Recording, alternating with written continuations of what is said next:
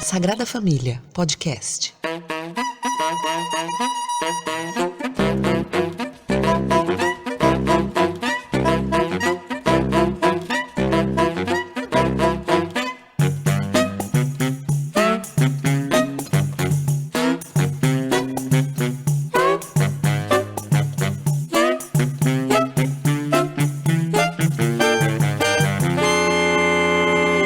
Olá, esse é o 20º podcast do coletivo A Sagrada Família e hoje nós vamos conversar com a Inti Queiroz, que é professora, pesquisadora, produtora cultural, militante em movimentos sociais da cultura e da educação há mais de 20 anos, doutora pela USP com pesquisa sobre gestão e financiamento público de cultura, milita na coletiva As Mina na Frente, que luta por políticas públicas e direitos pelo olhar das mulheres. Integra a Subcomissão de Cultura da Comissão de Finanças da Câmara Municipal desde 2017 e esse ano é candidata a vereadora pelo PSOL em São Paulo. E hoje a gente vai falar sobre as organizações sociais, ditas OSs, e sua relação obscura com o PSDB e suas irregularidades e problemas. Gestão da cultura no estado de São Paulo. Organizações sociais e sua ligação com o PSDB. Ellen Ferla entrevista a professora Inti Queiroz.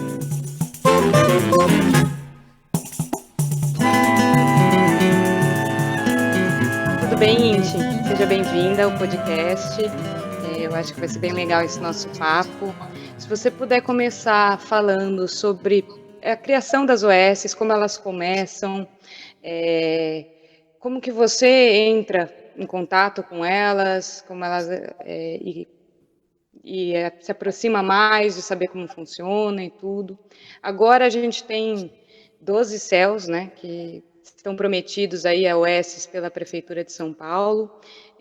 Tem gente que é a favor, tem gente que é contra, e a gente gostaria aqui de elucidar para o nosso público como que é essa relação das OSs com o poder público no estado de São Paulo. Oi, Ellen, obrigada pelo convite, é um prazer poder conversar sobre esse assunto tão importante aí no estado de São Paulo para a gente, até porque as OSs, elas são um modelo de gestão de cultura do PSDB aí há muitos anos, né, desde 2003 esse modelo é aplicado aqui, e é um modelo bem polêmico, e a gente pode conversar aí, inclusive, das mudanças que a gente conseguiu fazer a partir de muita luta da militância para uma redução de danos, né? O ideal seria a gente ter outros modelos, que também falaremos disso. Mas, começando pelo começo, eu acho que a militância da cultura, e eu falo aí por mim, né, que estou aí nesse fronte de luta, aí nas lutas de São Paulo, estadual e municipal há muitos anos, nós percebemos o problema que eram as OSs dentro da gestão cultural, no momento que, principalmente ali por 2010, mais ou menos, onde a questão dos recursos da cultura, os recursos começaram a reduzir muito, a diminuir muito. A gente tinha naquela época uma militância muito forte pela construção e pela ampliação dos recursos do PROAC, editais, né, que é a nível estadual a política mais democrática, né, que nós temos, não é a melhor política do universo, mas em termos de governo do PSDB era aonde realmente a militância da cultura, de todas as linguagens, apostava mais como algo mais simples, menos burocrático. E nesse momento da luta do PROAC 100 milhões, e quando nós fomos estudar o orçamento da cultura a nível estadual, ficou muito nítido para a gente que havia uma desigualdade gigantesca, tá? E o barulho naquele momento foi muito grande, porque a gente percebeu que quase 80% do orçamento da Secretaria de Estado da Cultura, que era o nome antigo, né? Hoje é Secretaria de Cultura e Economia Criativa do Estado de São Paulo, naquele momento ali em 2010, 2011, a gente percebeu que era um recurso absurdo, né? Apesar do recurso da cultura ser muito baixo, né, sempre foi muito baixo, o patamar mais alto que ele chegou dentro da história aí das políticas culturais contemporâneas foi 0,68% do orçamento do Estado, então, quer dizer, nunca chegamos nem a 1%, né? Mas ainda assim, isso ainda era mais grave, né? Porque desse valor de 0, alguma coisa por cento, porque sempre variou daí para baixo, hoje nós estamos num patamar de 0,25%, só para você ter uma ideia do tamanhinho, né, disso. 80% desse valor ia para as OS. E aí sim nós começamos a prestar atenção nesse modelo de gestão para entender o que era, de fato, esse modelo de gestão, né, que vem construído a partir do modelo criado lá no governo do Fernando Henrique Cardoso, pelo Bresser Pereira, né, que propunha justamente um modelo do que é a tal da PPP, né, uma política público-privada, onde você tem uma destinação de recursos para entidades privadas, né, para executarem o que o Estado deveria estar fazendo. Né? Então, você tinha aí antes os museus públicos do Estado de São Paulo, né? E esses museus, eles acabaram depois sendo geridos por OS. A gente tem aí na cidade de São Paulo mesmo, por exemplo, a Fundação Teatro Municipal. Antes ela era um equipamento 100% público, né? O Teatro Municipal de São Paulo é equipamento público da cidade de São Paulo, e na gestão do Juca Ferreira, e aí não é só do PSDB, né? Uma gestão do PT, foi transformado, né, num modelo de OS, um pouquinho diferente do estadual, mas era um modelo de OS municipal, tá? E aí o mais curioso disso, né, e aí que a gente começa a comprovar que esse modelo tem problemas, é que, independente, né, você teve o caso do PSDB, o caso do PT, é um modelo que favorece, inclusive, a corrupção ali, né, porque quando você tira, né, do olhar público, da licitação, da transparência obrigatória, de você ter um patamar de salários que sempre seguem uma mesma linha, você acaba perdendo o controle. E foi o que a gente encontrou quando a gente começou a mergulhar nesse estudo das OS. Na época, eu estava começando, inclusive, um mestrado sobre as políticas culturais no Brasil, falando mais sobre leis de incentivo e projetos culturais, mas, de certa forma, eu acabei estudando um pouco isso, até para poder falar um pouquinho mais aí da legislação do Estado de São Paulo, já que parte da minha pesquisa eu falo do PROAC, falo da legislação municipal também. E naquele momento ficou muito nítido também a questão de que, além de não termos uma transparência, né, essas OS elas eram geridas por quadros do PSDB. Né? Muitos filiados, se não filiados, simpatizantes, mas pessoas próximas, e isso vai ficando cada vez mais nítido, né? Inclusive a OSESP, né, a Orquestra Sinfônica do Estado de São Paulo, que é a maior OS e que recebe a maior parte dos recursos. Só para você ter uma ideia, a OSESP ela recebe quase a metade do valor desses 80%. Né? Então, aí já temos um outro problema, porque nós temos um problema de desigualdade de distribuição de recursos dentro das próprias OS. Né? Então, você tem o que a gente costuma chamar de super OS, né, que são aquelas OS que gerem uma série de equipamentos, ou que gerem equipamentos muito grandes, e aí recebem um montante de recursos muito maior. E você tem as OS menores, que fazem, inclusive, um trabalho bem importante, principalmente as OS de formação, e que você percebe que recebem menos recursos. Então, é até o que eu costumo falar muito, até com os meus amigos, até porque eu já prestei serviço para OSs, eu costumo dizer que há OSs e OSs, né?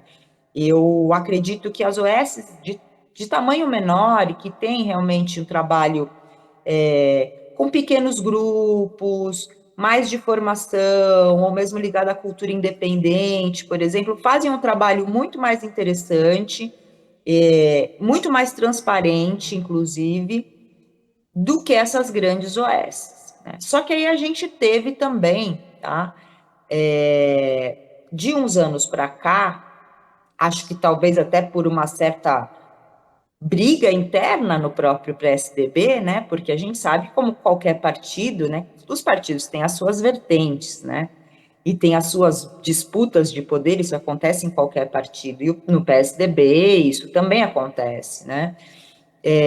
Que dentro do próprio governo isso começou a gente começou a perceber que havia uma certa disputa, não só pelas OS, mas uma disputa pelo recurso da cultura, né? Não é à toa aí que a gente teve, por exemplo, o Dória, né? Quando ele entra como governador, ele fez um corte absurdo nas OS. Em algumas OS o corte foi mais de 50%. E é muito curioso, né? Porque se a gente for pensar em termos até das vertentes e das tendências internas do PSDB, a gente percebe que talvez ele não seja da turma das OS, né? Agora, como eu não sou do partido, eu não posso afirmar isso categoricamente, mas é muito curioso porque esse é o modelo que eles escolherem para fazer a gestão de cultura, né? Eu acho que cada tipo de agenda política tem o seu modelo, até pela visão de cultura, né? Não é a minha visão, mas a gente está fazendo aqui uma análise técnica.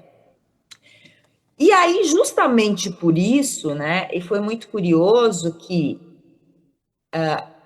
no ano anterior ao ano de eleição, a gente aproveitou, inclusive, aí que a gente tinha um cenário caótico, né, a nível federal por conta do golpe, né, da Dilma, e foi um momento que a gente estava muito focado no estado e na cidade de São Paulo enquanto militância. E foi justamente nesse contexto que começaram a surgir aí algumas denúncias, né, sobre as OS. E justamente a partir disso que surgiu essa discussão cada vez mais forte e uma pressão da militância para que fosse discutida a questão do modelo de OS. Né? E aí, então, em maio de 2017, é chamada uma audiência pública na Alesp, né? Eu fui uma das pessoas, inclusive, que esteve lá, que fez fala, não como convidada, mas que, né, fui ali como uma liderança, principalmente da música, para apontar dados e apontar questões que a gente já havia percebido. Primeiro, a questão, né, de um problema de que cada vez menos as OS atendiam o interior de São Paulo. Né? Então, você tem uma política estadual que cada vez mais fechava as unidades do interior e se concentrava em grandes equipamentos na cidade de São Paulo. Um segundo ponto, né? Não havia, dentro do modelo, e ou mesmo nos contratos de gestão, nenhum tipo de critério e de padrão de operacionalização desses projetos e dessas atividades desenvolvidas por essas OS. Se a gente for voltar no tempo, a gente vai ver, inclusive, algumas OS que nem são mais OS, que tiveram problemas, né, de que elas estavam recebendo os repasses, mas que elas não estavam desenvolvendo absolutamente nada. Né? Então, é como se os repasses só estivessem sendo destinados para pagar RH, né? Então, eles estavam recebendo dinheiro para pagar RH, mas não desenvolviam nada. E isso estava ficando até um pouco frequente, tanto que algumas OSs, elas pararam de existir, tem processos até hoje sobre isso, porque era nítido, né?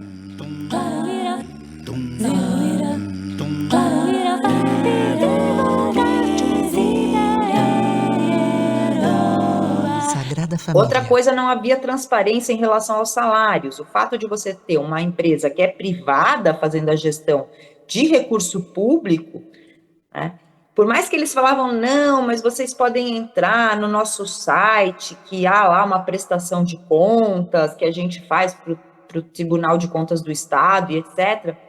Mas não era bem assim, né? Essa transparência era a base de muita pesquisa. A gente tinha que pesquisar muito para conseguir algum dado concreto e alguma prova concreta, tá? Só que de tanto a gente cutucar essa ferida, né, de fato, a gente conseguiu chegar em alguns dados. E bem assustadores, da gente ver, por exemplo, que tinha dirigente de OS, que era dirigente em 2, 3 OS ao mesmo tempo, e somando os 3 salários, dava mais de 100 mil reais de salário.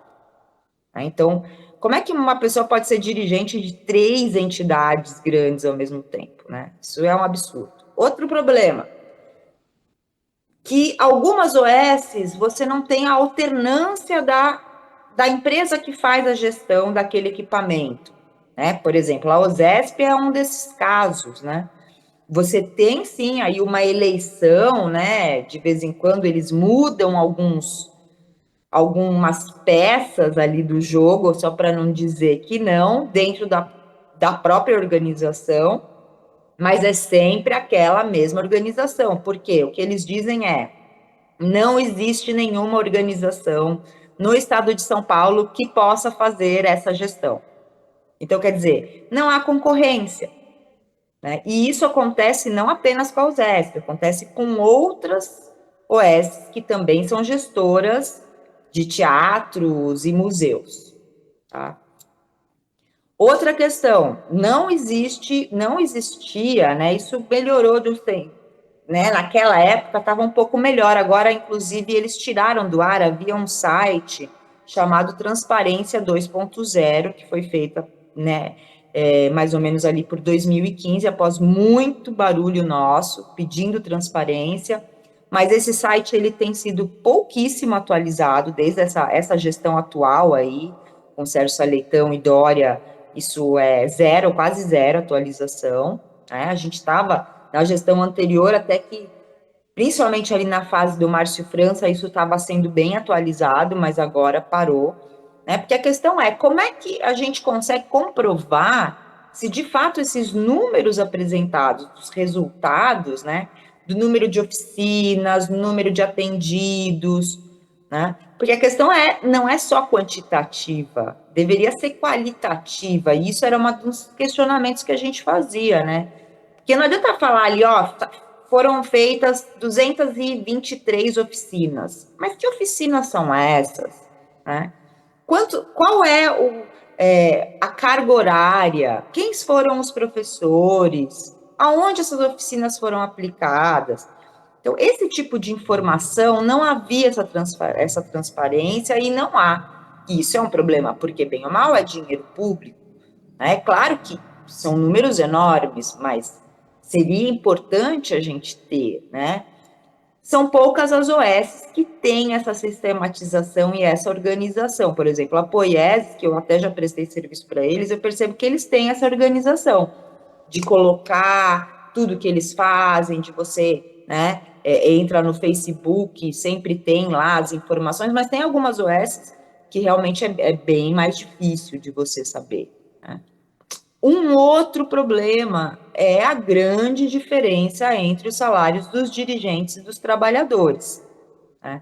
E aí da base, antes de ter essa mexida, que a gente conseguiu fazer essa redução de dano, como eu falei para você, a gente descobriu patamares salariais entre 40 mil e 100 mil reais. Esses de 100 mil eram justamente esses que acumulavam cargos, mas havia dirigentes que em uma OS só ganhavam na faixa de 40 a 50 mil. Né? E isso com oficineiros ganhando um salário mínimo. Né? Então, isso é uma disparidade muito grande. Né? E talvez se fosse fossem cargos de servidores de poder público, isso não aconteceria. Tá? E aí, quando a gente realizou esse grupo de trabalho e de estudos dentro da Alesp, que foi, inclusive, em diálogo com essa audiência, e foi aberta inclusive uma consulta pública para a proposição de um novo modelo de contrato de gestão para as OS, ainda assim, alguns pontos que ficaram após, né, ainda são problemáticos. E isso a gente não conseguiu mudar, tá? Por exemplo, as OS de cultura, elas só são obrigadas a enviar a proposta de trabalho cultural, isto é, o que vai ser feito de fato de atividade, 90 dias após a assinatura do contrato de gestão. Então, por exemplo, assinou o contrato de gestão agora, só daqui a 90 dias é que ele vai dizer o que vai ser feito. Na verdade, deveria ser o contrário. Por exemplo, pela legislação no Rio de Janeiro, né, as OS do Rio, elas têm uma proposta inversa. Para você virar OS, você primeiro manda o plano de trabalho. Se o plano de trabalho é aprovado, depois você passa pela avaliação da parte administrativa da empresa. Em São Paulo e em Minas Gerais, o modelo de OS é esse absurdo, né? Primeiro eles avaliam se a empresa tem capacidade de gestão administrativa e de RH, para depois de 90 dias eles avaliarem se a proposta cultural e artística interessa, né? Então aí já há um problema gigantesco, né? Segundo problema gigantesco que a gente não conseguiu melhorar muito, mas melhoramos, que é a questão de que apenas 4% do repasse é obrigatório que seja destinado às atividades. Isto é, o restante, os outros 96%, pode ir só para salário. E aí o que acontece? A gente coloca ali bastante dinheiro, né? De qualquer forma, como por essa mudança que a gente conseguiu de redução de danos, a gente conseguiu pelo menos que os salários dos dirigentes não ultrapassem o patamar dos salários dos servidores públicos, isto é, ninguém mais nas OS pode ganhar mais que o governador do estado de São Paulo, no caso de hoje do Dória. Eu não sei quanto está hoje, deve estar na faixa de uns 30 mil reais, mais ou menos, o salário dele, tá? Porque antes podia, né? Tanto que a gente tinha esses casos de 45 mil e de 110 mil, tá? Mas a gente tem esse problema de apenas 4% do recurso ir para as atividades. Então, você tem 80%, né, dos recursos da cultura, do orçamento, da função cultura do Estado de São Paulo, indo para as OS e pagando basicamente salário. E principalmente salário de dirigentes. Claro, são poucos dirigentes, né? Apenas 16% desse repasse pode ser direcionado para salários de dirigentes. Mas mesmo assim é muito, porque se a gente for pensar que 16% vai para dirigentes e que o recurso das OS é 80% do montante do orçamento do Estado de São Paulo, uma fatia bem grande do nosso orçamento vai para pagar dirigentes de OS. E muito pouco disso vai para as atividades. Sagrada Família, podcast. E eu acho que esses dirigentes não estão contando outros cargos, né? Que, por exemplo, você tem gestores de equipes separadas, assim, dentro das próprias OS, que acabam sendo também cargos de pessoas colocadas ali, que às vezes recebem salários que estão muito mais acima do que os trabalhadores, o resto dos trabalhadores, né? Não sei se eles entram nessa conta, por exemplo. Então, os cargos de coordenação, de gerência, eles estão naquela faixa do meio, né? São menos pessoas, eles são salários na faixa de 9 mil reais, né? Mas você tem os dirigentes aí ganhando 20 e poucos, né? O problema é que a base mesmo, né, ganha pouco. Infelizmente, a gente tem aí aquela diferença que eu te falei entre as OS também, né? Porque a gente tem OS fazendo um trabalho de formiguinha, inclusive no interior de São Paulo, fazendo várias coisas. E assim como a gente tem a OSESP, né? Que está concentrada aí na cidade de São Paulo, que raramente sai, da bolha, né? Porque em algum momento, inclusive, havia, né, uma circulação da orquestra, da USESP, mas isso também não foi mais feito. Então, aquilo acabou virando quase um feudo, né? São salários altíssimos, os músicos têm salários altos, mas se você pensar, né, a maestrina tem um salário altíssimo, já várias histórias, inclusive, sobre isso. Não que eu não acho, eu acho que sim, eu acho que esses profissionais têm que ter bons salários. A questão é, primeiro, a gente tem um orçamento da cultura muito baixo, de um modo geral. Grande parte desse orçamento está sendo destinado para as OSs e a maior parte está sendo destinado para a OSESP. O ideal seria que, se a gente tivesse um grande orçamento de cultura, né, o nosso sonho aí é ter um orçamento de 3% para a cultura, né, e com Gente, a gente está grande falando de parte... metade. Perdão, desculpa. A gente está falando de metade do orçamento da cidade de São Paulo, do estado de São Paulo, destinado para uma orquestra. Então, claro que a USESP ela não é só uma orquestra, né? Ela tem toda uma programação aí que vem internacional, mas é importante a gente entender que boa parte dos recursos da USESP vem de leis de incentivo, principalmente da Lei Rouanet, né? Eu lembro de um ano que eu fui fazer essa pesquisa, que a USESP, acho que uns 4 anos atrás, a USESP tinha captado 47 milhões na Lei Rouanet.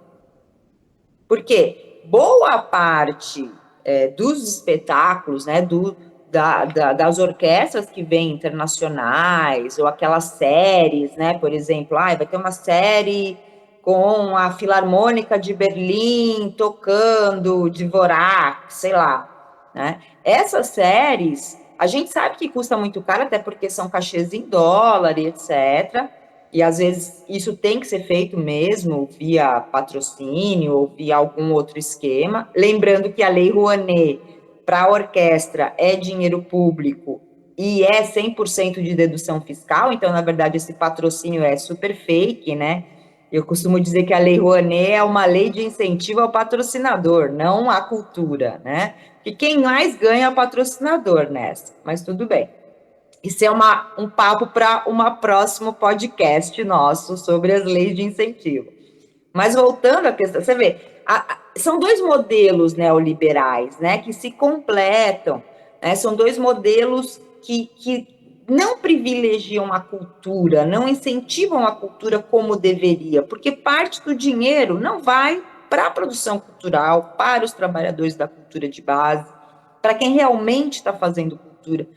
E, inclusive, é uma frase do próprio Bresser Pereira, quando eu vi uma palestra dele sobre as OS, que ele faz uma crítica a essa privatização dos modelos da OS. Ele mesmo compreende que o modelo de São Paulo e o modelo de Minas Gerais é muito mais privatista do que o modelo original federal, né? Ele diz isso porque ele fala: o Estado não faz cultura, né? O Estado não produz cultura.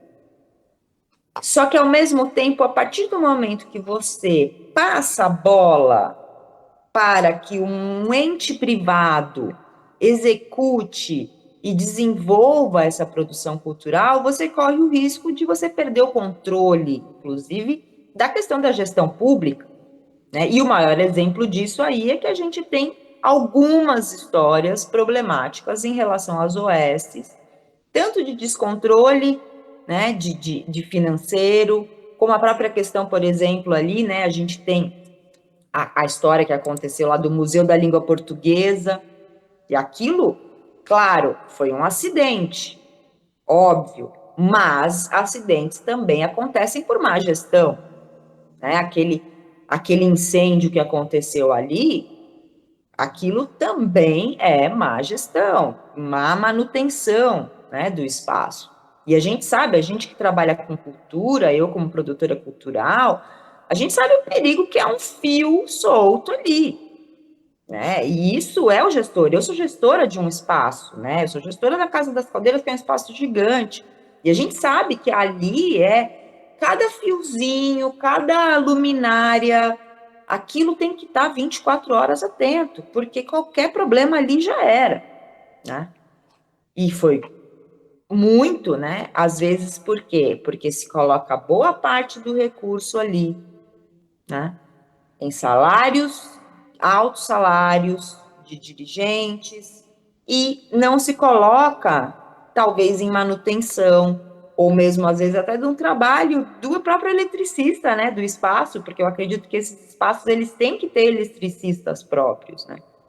E aí, para a gente amarrar um pouco essa reflexão, acho que uma das coisas mais absurdas que a gente viu é justamente o que você falou aí do caso dos céus, né, que eles querem transformar aí em OS, provavelmente vão colocar na mão de alguma dessas OSs do Estado, que já é aquela turma, né, que já dialoga aí, né, com os tucanos. E isso começou, né? Esse odor, para não dizer o fedor disso, começou a aparecer muito lá quando o Dória entrou prefeito, né? E ele já começou a falar sobre isso, né? Afinal, ele veio lá em 2017 com esse plano municipal de desestatização. Ele tinha, inclusive, a secretaria, né, da desestatização, que é uma coisa surreal. Mas principalmente quando a gente tem aí a demissão dos técnicos dos céus, né? Eu acho que ali a demissão dos técnicos dos céus, ali começou a coisa a ficar muito preocupante, né? E na mesma época que aconteceu isso, Ellen, foi muito curioso, porque eu estava produzindo um congresso na Brasiliana, junto com o meu grupo de pesquisa da USP, conversando com os técnicos da Brasiliana, né, que é lá conhecida pela biblioteca, mas que tem um auditório maravilhoso que a gente pode usar para alguns eventos, ali para fazer eventos de congressos acadêmicos, e eles comentaram a mesma coisa, que eles estavam começando a terceirizar cada vez mais os técnicos, né, dos auditórios da USP também. Então, eu acho que esse é um movimento que vai acontecer cada vez mais, só que tem um problema, a gente que é da produção, a gente sabe que não existe nada mais seguro para um teatro do que ter um técnico, do que ter um eletricista, do que ter uma pessoa responsável por essa parte técnica, que trabalhe dentro há muitos anos, que conhece cada fio, que conheça cada canto. E eu falo isso como uma pessoa que chegou a trabalhar no Teatro Cultura Artística, e quando eu vi aquele teatro pegando fogo, aquilo foi demais para mim. E ali eu vi que esse modelo das OSs realmente é um problema. Quando eu chegava no Teatro Cultura Artística de manhã para abrir o escritório, eu como uma assistente de produção executiva de uma peça teatral, eles me davam a chave e eu tinha que ligar, eu tinha que abrir a caixa de luz no escuro, sozinha. Eu tinha que levar uma lanterna às 8 da manhã e eu tinha que abrir a caixa de luz sozinha. Primeiro que eu morria de medo do fantasma do teatro, né? Porque eu passava nos corredores cheio de grandes nomes do teatro, todos mortos. Eu tinha pavor, né? Imagina, era uma escuridão, era um breu completamente. E segundo, que me davam essa responsabilidade para eu poder trabalhar, né? A partir das 8 da manhã, eu chegava antes da turma do teatro e eu tinha que ligar essas luzes. Olha o perigo. Então, quando pegou fogo naquele teatro, foi a primeira coisa que eu lembrei de que eu era uma assistente de produção executiva, uma pessoa, inclusive, em começo de carreira, isso foi lá 2005, faz tempo. Eu acredito que isso é um problema, que a gente precisa pensar a gestão pública dos equipamentos de cultura, né? Porque a gente não pode fazer mais isso, largar uma caixa de luz na mão de uma menina que não não sou da parte técnica, apesar de entender da parte técnica, de estudar isso até por ser produtora. Você entendeu? Eu acho que esse é um grande problema. A gente precisa ter acúmulo, né? Inclusive nessa parte, que é uma parte que pode fazer com que o teatro pegue fogo, como aconteceu com a cultura artística, por exemplo. Não, totalmente. É essencial que os teatros tenham uma equipe técnica residente. É muito, é eletricidade, é também muita maquinária, né?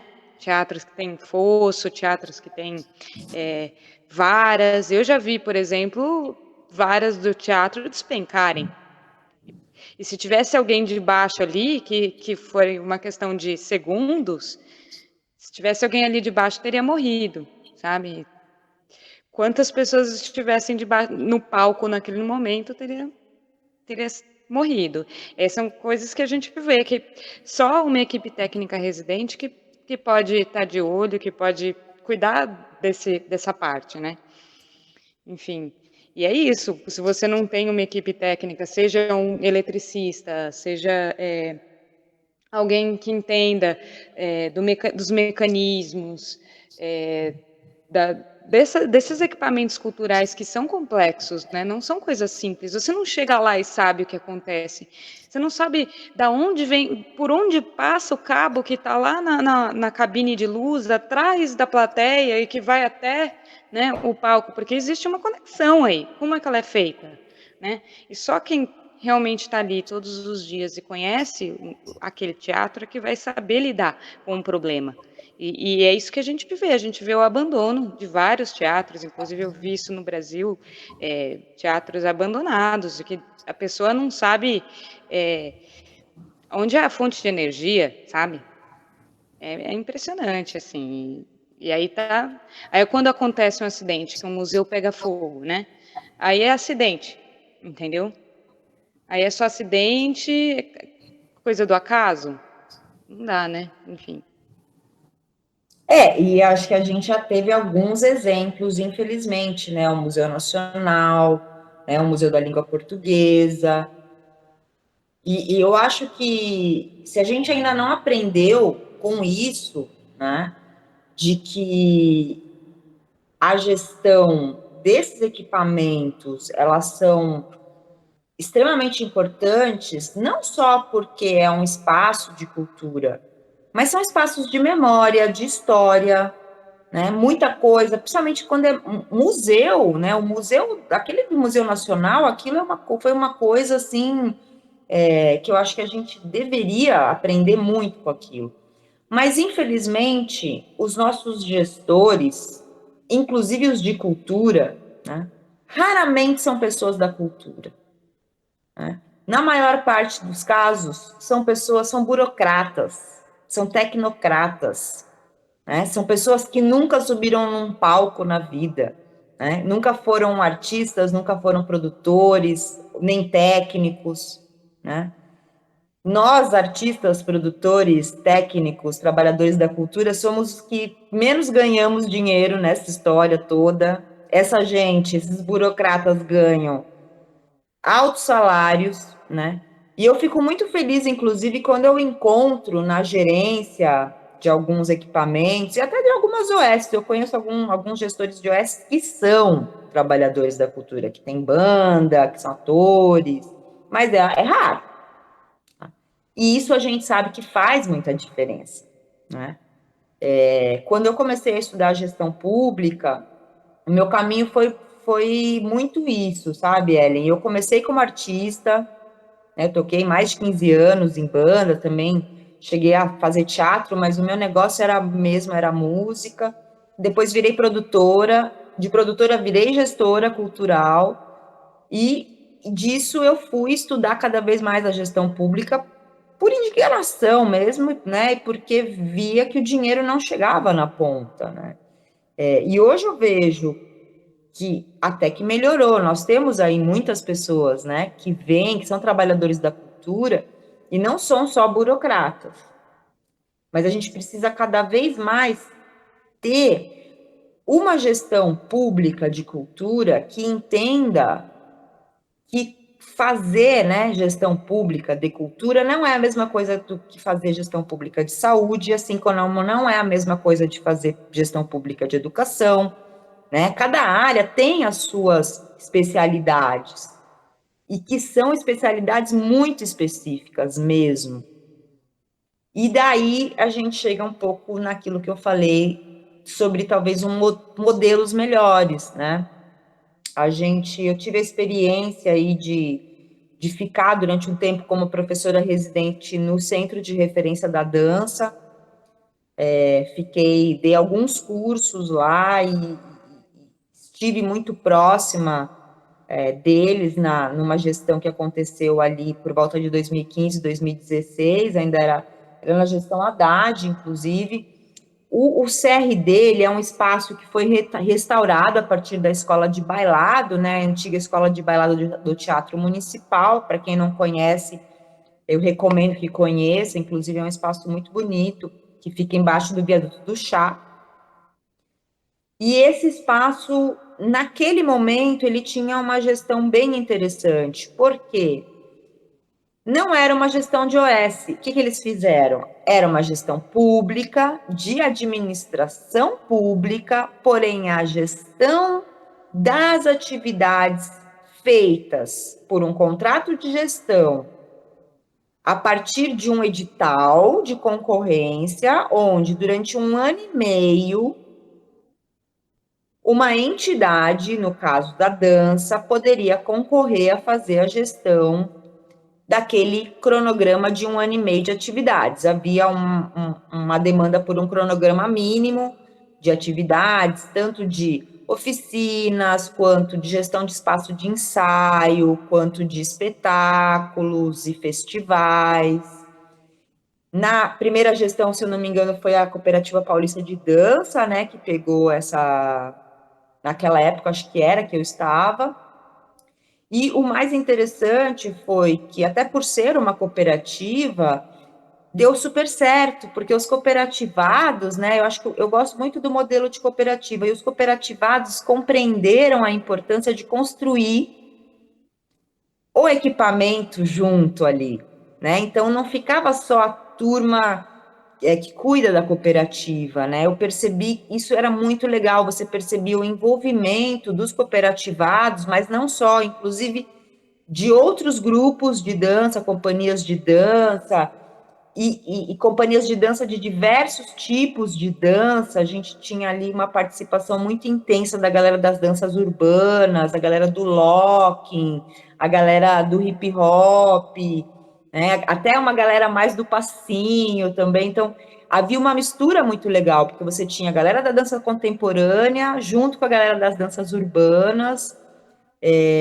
dialogando, às vezes até disputando narrativas. Não era sempre fácil a relação, mas era uma relação de construção conjunta, né? Inclusive, eu vi ali na época vários movimentos que foram surgindo,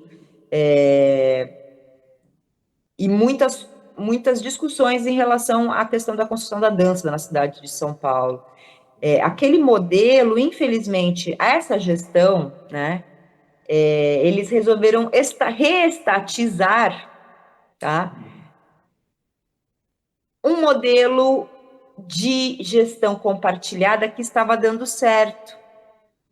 Então, quer dizer, às vezes, não digo nem reestatizar, porque na verdade nunca deixou de ser estatal, né? Porque afinal a administração sempre continuou sendo pública. Porém, a partir do momento que eles tiraram a gestão das atividades dos trabalhadores da cultura do setor de dança, né, houve uma enorme redução de atividades, né, e aquelas pessoas que estavam construindo junto passaram a ocupar menos o espaço. Tanto que quando eram os trabalhadores da dança que estavam ali fazendo essa gestão coletiva, eu percebia que a gente estava sempre ali. A gente fazia, inclusive, reuniões da militância ali. Eu acho que foi um pouco por isso que essa gestão tucana cortou o barato, né? Por quê? Porque como o espaço era praticamente nosso, né, dos trabalhadores da cultura e dos trabalhadores da dança, e era muito legal, porque não era só a galera da dança que frequentava o espaço, porque era um espaço, uma gestão coletiva tão legal, que pessoas de todas as linguagens frequentavam ali, iam lá assistir os espetáculos, os ensaios, né? Então, a gente tem que pensar muito, né, sobre essa questão dos modelos de gestão, porque nem sempre um espaço que é 100% tocado pelo Estado, no caso da cultura, é o mais legal. Mas o modelo das OS, eu te digo que não é. Eu vejo que esse modelo do CRD foi um modelo que eu gostei muito, que eu vi de perto, que eu acompanhei, que eu vi os dados, e não é porque eu, né, estava ali como professora residente, porque bem ou mal já fui professora, né, de OS também, mas ali eu vi que a coisa deu muito certo, porque motivava as pessoas a construir junto.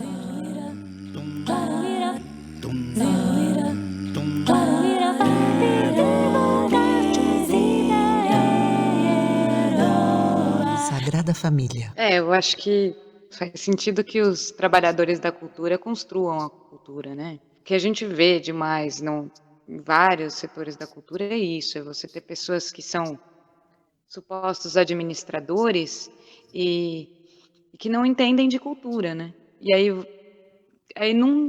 a própria gestão não funciona, porque não é uma administração de uma empresa, né?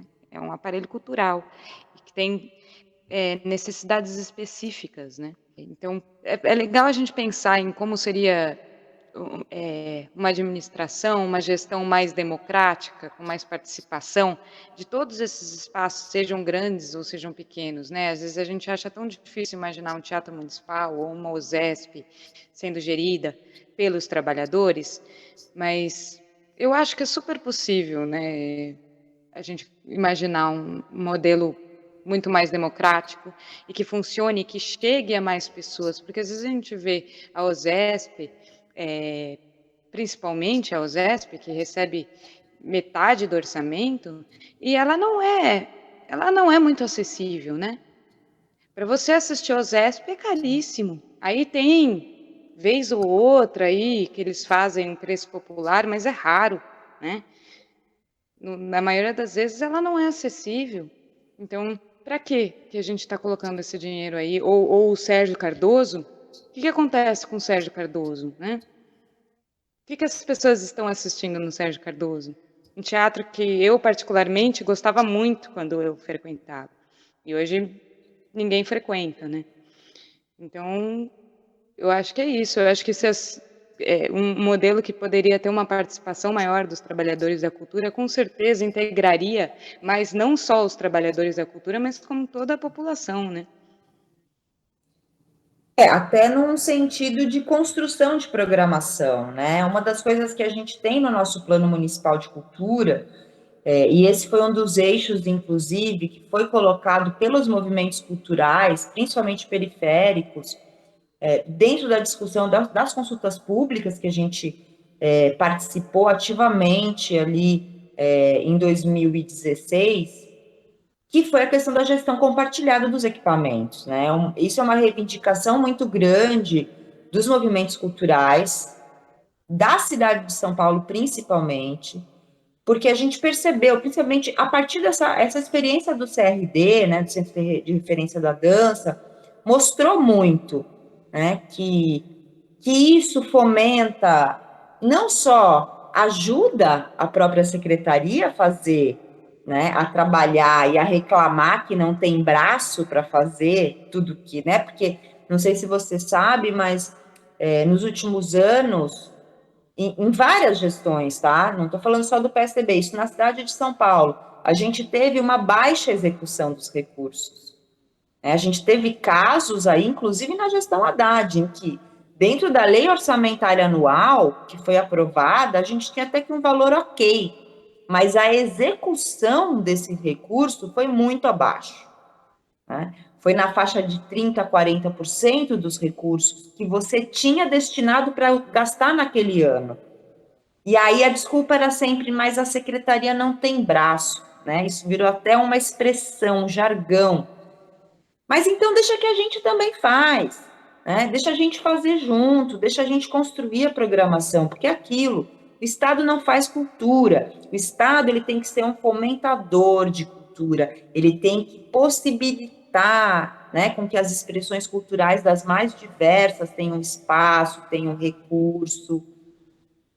Mas quem faz cultura somos nós. E aí, quando a gente pega esses equipamentos culturais que têm uma gestão estatal, mas uma gestão estatal com um olhar problemático do que é cultura, acontece o que tem acontecido aí na Secretaria Municipal de Cultura nesses últimos anos, que é, você pega a programação dos eventos realizados pela Secretaria e muitas vezes os nomes são sempre os mesmos. E aí a galera fala, é panelinha, e fala de forma justa, porque de fato você percebe, né? Enquanto tem gente que todo ano toca, né, em algum evento ou na virada, tem banda que toca todo ano na virada. E tem um monte de gente legal aí que nunca teve a oportunidade, né? A gente pega aí as programações aí. Agora não, porque agora nós estamos em pandemia, mas se você der uma olhada nas programações aí dos 2 últimos anos, você percebe que tem artistas, e eu falo isso bastante porque a música é mais a minha área e eu percebo muito. Tem artistas que se apresentaram 8, 9, 10 vezes com cachês da secretaria, enquanto, por exemplo, eles não executaram o edital da música no ano passado, né? Aí eles falam que tem muito dinheiro para música, e dá vontade de falar sim para os mesmos, né? Mas é isso, se você tem uma gestão compartilhada, por exemplo, você tem a questão das casas de cultura, né? As casas de cultura, ela tem um modelo de gestão que é um modelo de gestão compartilhada, mas, né? O que aconteceu? Não sei se você sabe também, isso é uma outra coisa. A gente teve a questão dos conselhos, né, das casas de cultura, que foi atropelado nessa gestão. Eu lembro que eu fui na posse, isso foi, acho que se não me engano, no dia 14 de dezembro de 2016, no Centro Cultural São Paulo, foi a posse dos conselheiros das casas de cultura e o lançamento do Plano Municipal de Cultura. Eu estava nesse evento, foi emocionante. E até hoje, esses conselheiros, eles não conseguem atuar efetivamente nessas casas de cultura, né? Os coordenadores foram nomeados aí, na época, pelo governo Dória, né? Era a gestão do secretário André Sturmi, nomes de confiança deles, no momento onde eles retalharam o orçamento da cultura, cortaram pela metade. Então, quer dizer, eu acho que a gestão cultural ela é extremamente complexa. Na cidade de São Paulo, que é o que a gente está discutindo aí muito por causa da eleição, ainda mais, por quê? Porque a gente tem muitos equipamentos e a gente tem uma legislação de cultura enorme e boa parte dessa legislação não vem sendo cumprida à risca, né? O Plano Municipal de Cultura foi ignorado pela gestão tucana, eles ignoraram, inclusive, a lenda, né, que eles mandaram, inclusive, mandaram incinerar as publicações.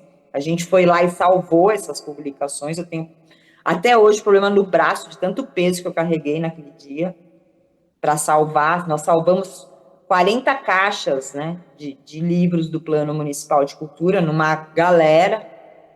Então, quer dizer, é muito assim, qual é o modelo de cultura? Né? A gente está vendo aí, vai chegar o período eleitoral, começa no domingo, e a gente sabe que num momento de pandemia, onde está parte da população em casa, vivendo de Netflix, de livro, de música, que a cultura ganhou um valor forte aí por conta das disputas da Lei Aldir Blanc, esse vai ter um tema que acho que pela primeira vez, se bobear, vai entrar num debate eleitoral aí da Globo. Vamos ficar de olho nisso, né? Até porque, acho que eu estava até falando isso com um amigo meu da galera do grafite, não podemos esquecer, né, do debate que teve na última eleição municipal, acho que foi no da Globo, inclusive, aquele bate-bola Marta Dória, falando da questão do grafite por conta das pichações, né, no monumento ali do Ibirapuera, que aconteceu uns dias antes, né? E que aquilo reverberou. Então, eu acho que a cultura, vai ser uma pauta nessas eleições, só que a gente precisa ficar muito esperto em relação a qual modelo de cultura está sendo proposto. Porque alguns modelos que nós temos aí, eles mais fomentam partidos e patrocinadores do que cultura. Né? Então, eu acho que a conclusão que eu tiro desse papo é muito essa. Sagrada Família, podcast. E a gente tem diversos movimentos de cultura, né, acontecendo, alguns que surgiram, inclusive, nesse contexto agora da pandemia, mas que vem com uma força que deve seguir aí, dar continuidade. E será que esses movimentos, desses trabalhadores da cultura, que têm ideias, têm projetos, eles vão ser ouvidos por essa, como é que fala? Por esse projeto de cultura para a cidade de São Paulo, né? Eu acho que tudo isso tem que ficar de olho, né? Sobre aquilo que a gente estava falando, uma cultura que é feita pelos trabalhadores da cultura para a população, né? E não o que a gente tanto vê que vira um palanque muitas vezes, uma propaganda sempre usando os mesmos artistas para falar as mesmas coisas, e que normalmente é uma fachada muito artificial, que não representa ninguém, que não toca ninguém, que não acrescenta nada, né, para a cidade, para a população, enfim. Esperamos que a gente tenha a oportunidade de melhorar essa gestão em breve.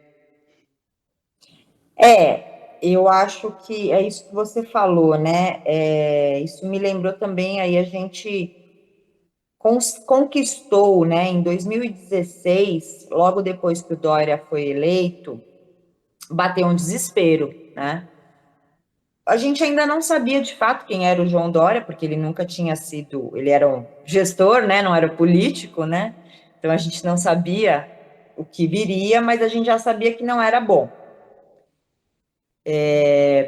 E aí o que a gente fez? A gente falou, bom, a gente vai precisar muito ficar em cima e fiscalizar a execução da cultura na cidade de São Paulo, tanto que no último dia de trabalho da Câmara Municipal, né, de 2016, algumas pessoas dos movimentos culturais da cidade nem pensaram duas vezes, nós ocupamos ali a sala do presidente da Câmara naquela época, era o vereador Antônio Donato, do PT, exigindo a criação da subcomissão de cultura, né, que existe até hoje, ela já mudou de nome, já mudou de formato algumas vezes, mas é uma subcomissão muito importante, onde semanalmente há reuniões, né, às vezes internas e às vezes internas, quando eu digo, tem as nossas reuniões, tem as reuniões da Câmara, agora nossas reuniões estão acontecendo apenas online,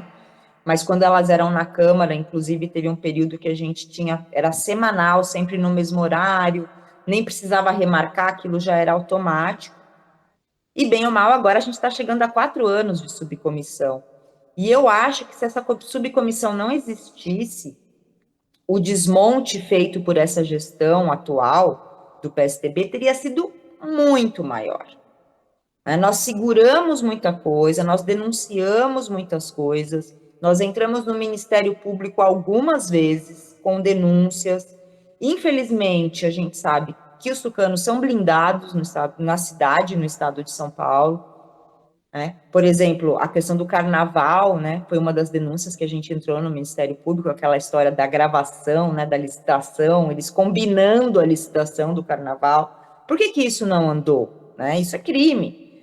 Né? Então, é muito complicado, a gente tem até medo de falar dessas coisas, né, porque no Brasil do faroeste caboclo que a gente está vivendo hoje, né, nem preciso morar lá nos confins do Brasil para sentir medo. Mas a gente fala e denuncia porque a gente sabe que está do lado da justiça e do direito, e a gente sabe, conhece, né, o que é certo ou não. Mas a subcomissão, ela é um instrumento extremamente importante. Quem dera outros movimentos sociais de outros setores, né, tivessem o engajamento que o setor cultural e os movimentos culturais têm. A gente sabe que às vezes para outros setores é mais difícil, né? Principalmente os trabalhadores da educação e da saúde, que eu converso bastante, eles têm uma jornada de trabalho muito mais complicada, estafante. Não que a cultura não tenha, a cultura também tem, mas como a gente trabalha muito, nossos horários são loucos, né? A gente trabalha muito à noite, a gente trabalha mais no final de semana, né? Fazendo espetáculo, fazendo eventos. A semana para a gente às vezes é mais livre, né? E aí os vereadores, né, não contavam com isso, da gente ter aí nossas reuniões sempre com presença de diversos movimentos e a gente tentando segurar aí os desmontes.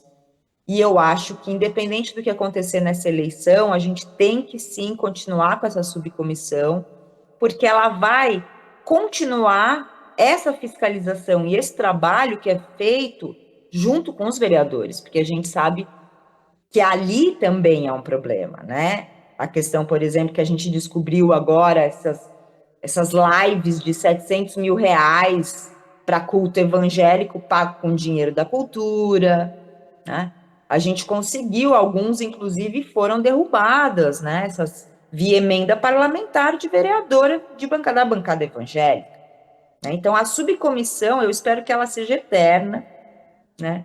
Lá dentro, porque ela realmente é um mecanismo, uma ferramenta de fiscalização da sociedade civil, dos trabalhadores da cultura, que deveria ser previsto em lei para todos os setores. A sociedade civil deveria ter uma cadeira lá dentro. A verdade é essa, né? Que entrasse ali e tivesse garantido seu espaço, não apenas a partir do voto, né?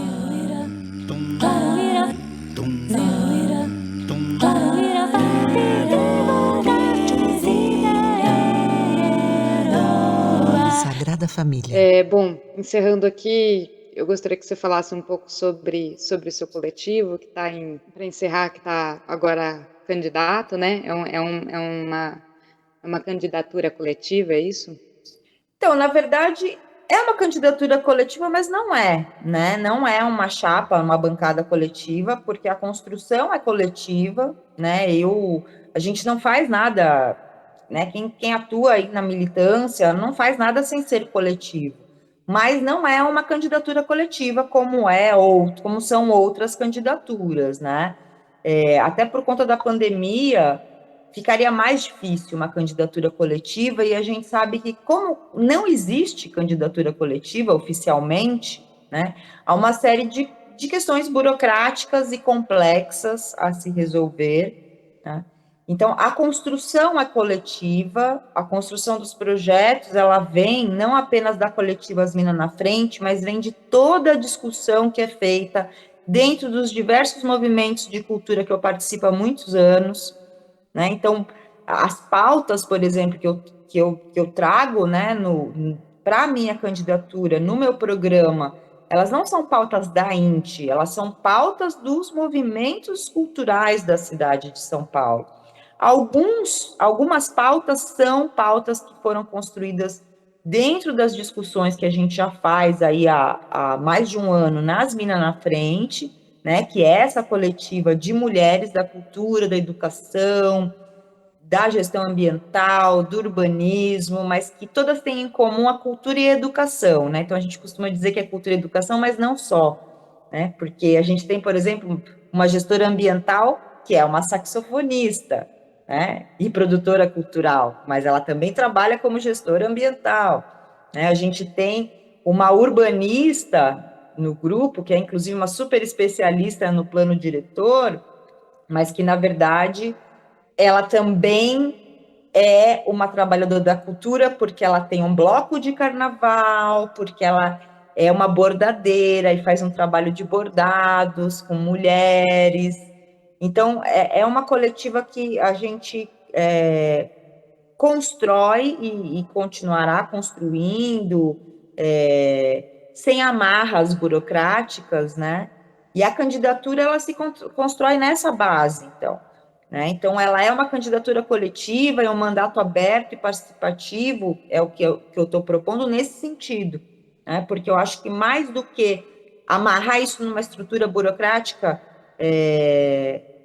é poder fazer com que isso tenha uma flexibilidade de ter mais pessoas ali construindo, né, comigo sempre, né, porque essa opção foi muito nesse sentido, né, de poder trabalhar com diversos movimentos e diversos coletivos, né, de não ser apenas um grupo e aquilo acabar se fechando, né, como há esse perigo em termos, né, eu acho que ele é uma questão, às vezes, muito mais legal, por exemplo, como é ali a Mandatona em BH, né, que a gente tem, que são quadros, né, você tem ali mulheres maravilhosas da cultura, a Cida Falabella, a própria Áurea Carolina, que agora é candidata a prefeita em BH, e são quadros, são mulheres trabalhadoras da cultura, e que fizeram uma bancada coletiva de várias candidaturas, de quadros muito potentes, né?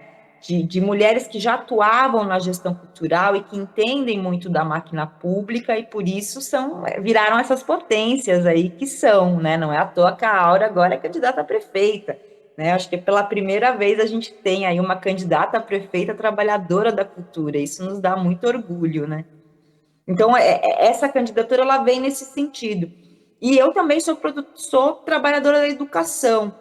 E, para mim, cultura e educação sempre caminharam juntos, muito num sentido de pensar a formação artística cultural, mas também pensar como a cultura tem que entrar mais na escola, né? Eu que já dei aula em escola pública, eu levei isso muito para os meus alunos quando eu estava lá, né? De fazer a feira cultural.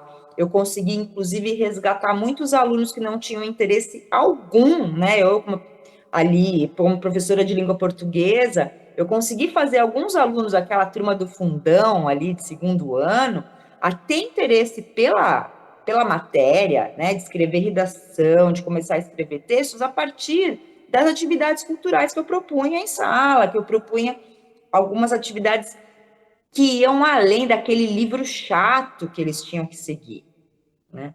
Então, essa candidatura ela se constrói a partir disso, da cultura e da educação pensados na centralidade, mas em diálogo com a questão do urbanismo, da moradia, da gestão ambiental, né? Porque eu acho que é só pela cultura e pela educação que a gente vai mudar o mundo, a gente vai melhorar a questão do meio ambiente, melhorar a questão do transporte, né? A questão da mobilidade. A mobilidade é cultural, né? Quando a pessoa opta a andar de carro, ou andar de ônibus, ou andar de bicicleta, ou ir andando a um certo destino, né, é cultural. Tem gente que só anda de carro, que vai até a esquina, na padaria, vai de carro. Por quê? Porque a cultura, né, ela teve uma lavagem cerebral tão grande ali que ela não entende que seria legal ela ir andando até a padaria, né? Mas justamente por conta da cultura do medo, ela prefere ir de carro, ela acha que ela está mais segura, né? Então, essa construção desse programa vem muito nesse sentido, de pensar a gestão pública de uma forma dialógica, onde todas as áreas se conectam, dialogam em algum momento, e por isso que eu falo que ela é coletiva, essa construção é coletiva, né? Porque sozinha eu não vou conseguir fazer nada lá dentro. Eu vou precisar da ajuda dos movimentos culturais, dos coletivos, dos especialistas, dos mestres da cultura popular, para me guiar, os griots, né, que sempre nos ensinam muito, né, dos povos originários, os guaranis da cidade, as outras tantas etnias da cidade. É coletivo nesse sentido, Ellen.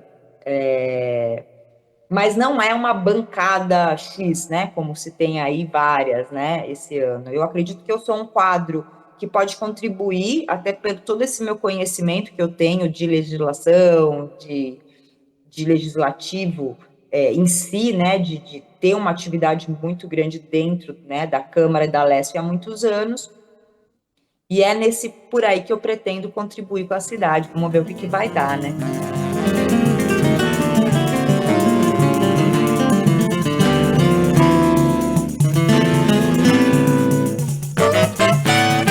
Eu agradeço a sua participação, eu acho que foi muito interessante o nosso bate-papo aqui. A gente falou não só sobre o problema da gestão da cultura atual no Estado, mas também pensou em alternativas, o que eu acho sempre muito interessante. Quero deixar aqui o convite para a gente falar sobre leis de incentivo mais para frente. Quero te desejar toda sorte, que seja uma ótima campanha. É isso, muito obrigada pela participação e até a próxima. Obrigada, Ellen, adorei, eu acho que é super importante. Quando quiser, vamos fazer esse papo de leis de incentivo, sim, até porque 2021 vai ser um ano muito desafiador para a cultura, né? E a gente vai precisar reconstruir o setor e a gente vai precisar falar sobre novas formas, novos modos e modelos de produção e de gestão cultural. Só chamar, tamo junto. Obrigada pelo apoio e pelo convite. Tchau, até a próxima. Tchau, tchau.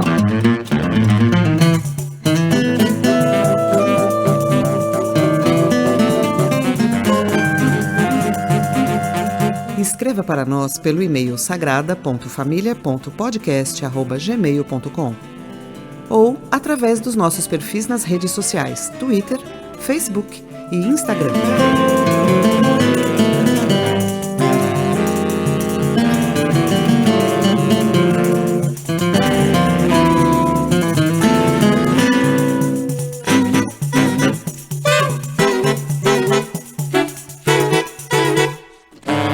Sagrada Família, podcast.